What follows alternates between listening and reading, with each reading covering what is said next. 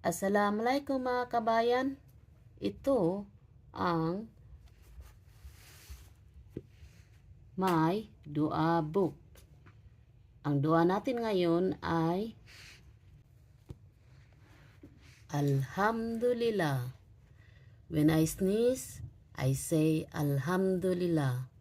All praise be to Allah. So, ibig sabihin, salamat sa Diyos. Ang lahat ng papuri ay sa Allah.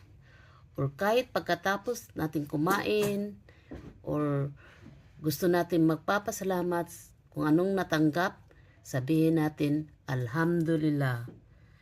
Salamat sa Diyos. Ang lahat ng papuri ay sa Allah. Assalamualaikum.